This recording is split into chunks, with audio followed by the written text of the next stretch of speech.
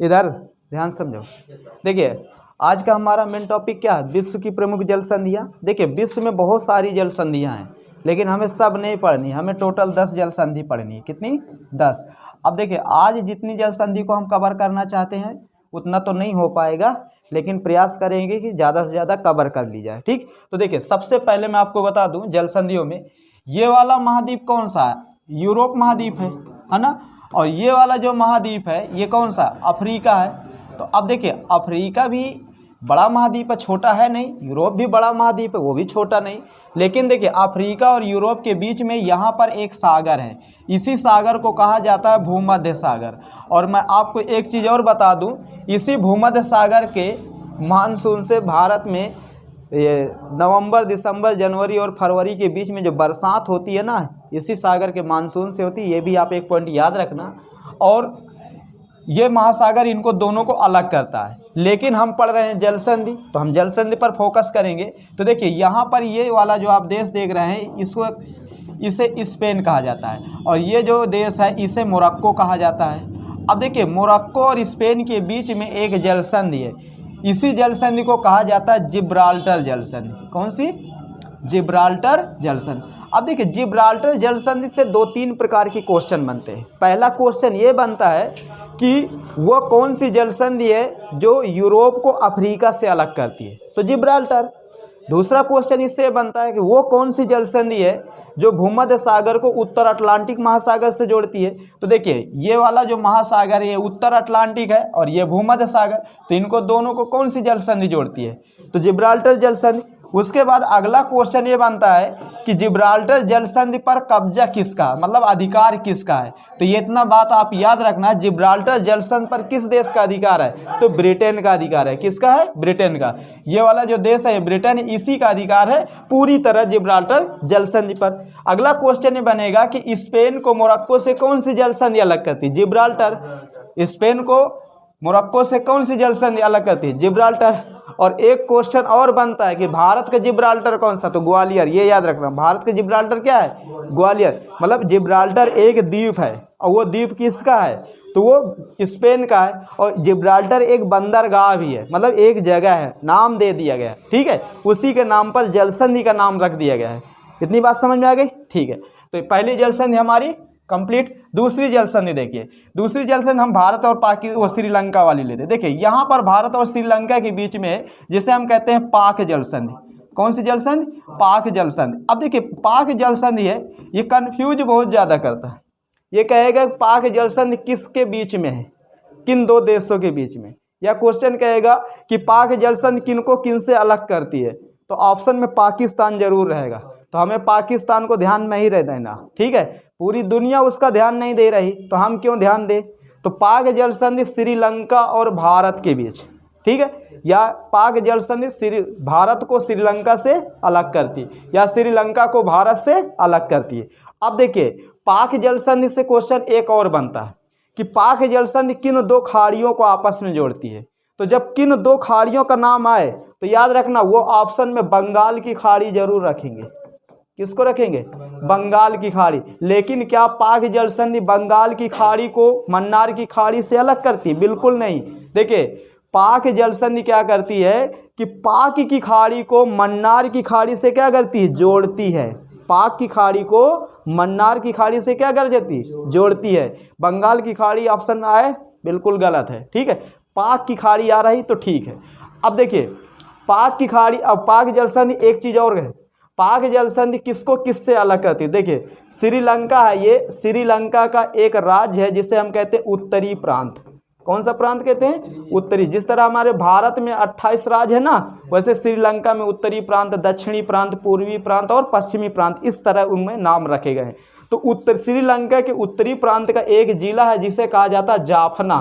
क्या कहा जाता है? जाफना। अब देखिए श्रीलंका का ये जिला है जाफना और तमिलनाडु, तो भारत के तमिलनाडु को श्रीलंका के जाफना से के बीच में ये जल संधि है और एक दूसरे को ये अलग करती है। अब देखिए पाक जल संधि का नाम पाक जल संधि पड़ा कैसे, ये भी एक पॉइंट है। तो देखिए पाक जल संधि का नाम पाक जल संधि, बात है 1755 ईस्वी की। तो 1755 ईस्वी में क्या था कि मद्रास, आज जिसे हम कहते हैं चेन्नई, ये कल का मद्रास था। तो मद्रास के एक गवर्नर थे जिनका नाम था रॉबर्ट पाल्क, तो उन्हीं के नाम पर इस जल संधि का नाम रखा गया है पाक जल संधि। कोई दिक्कत इसमें? पाल्क से क्या बन गया? पाक। तो दो जल संधियाँ हो गई। तीसरी जल संधि देखते हैं। देखिए तीसरी जल संधि यहाँ पर है। तीसरी जल संधि ये आप देख रहे हैं, ये मलेशिया है।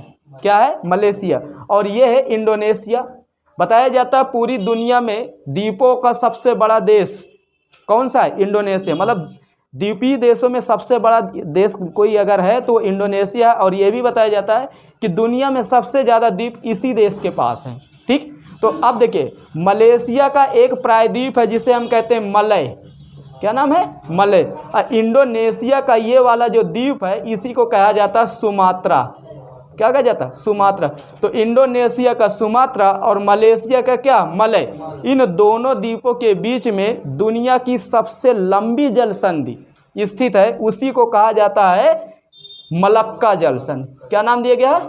मलक्का जल संधि। अब देखिए मलक्का जल संधि पर अगर हम बात करें किस देश का इस पर कब्जा है, अधिकार है, तो इसमें ज़्यादातर कब्जा अधिकार मलेशिया का है, इंडोनेशिया का बहुत कम है। ये कन्फ्यूज क्या करेगा? देखिए कन्फ्यूज ये करेगा कि वो कौन सी जल संधि है जो हिंद महासागर को प्रशांत महासागर से जोड़ती है।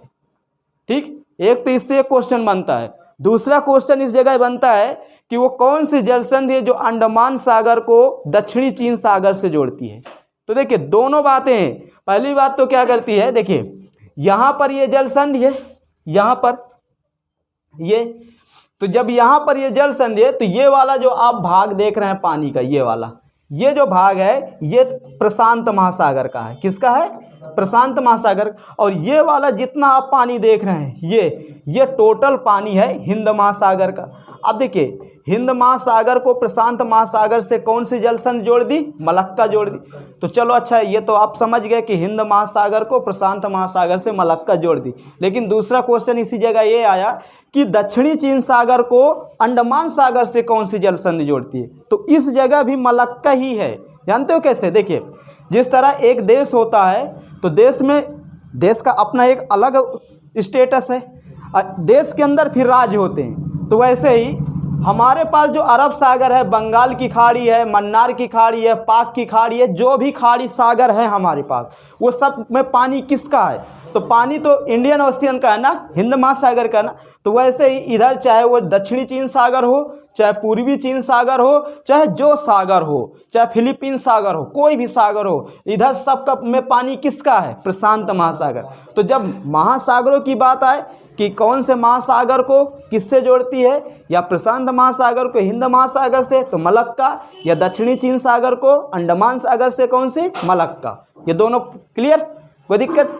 अब देखिए बताया जाता है कि मलक्का जल संधि से व्यापार बहुत किया जाता है। चीन का आप ये समझ लीजिए कि चीन लगभग अपना 70% व्यापार इसी रास्ते से करता है, समझ लीजिए। अब देखिए अगली जल संधि हम पढ़ते हैं। अगली जल संधि हमारी सुंडा जल संधि। कौन सी? सुंडा। अब देखिए सुंडा जल संधि जो है तो इंडोनेशिया का ये क्या? सुमात्रा। और इंडोनेशिया का ये जावा द्वीप है। कौन सा है? ये वाला है जावा और ये वाला है सुमात्रा। सुमात्रा से याद आ गया, एक क्वेश्चन इससे बहुत अच्छा बनता है। वो क्वेश्चन ये है, आपसे क्वेश्चन कहेगा कि अच्छा ये बताइए भारत से करीब कौन सा देश है, या हम ये कहेंगे दक्षिण में अंडमान निकोबार द्वीप समूह से करीब कौन सा देश है? म्यांमार करीब है कि थाईलैंड करीब है कि मलेशिया करीब है कि इंडोनेशिया करीब है? तो कौन सा करीब है? इंडोनेशिया।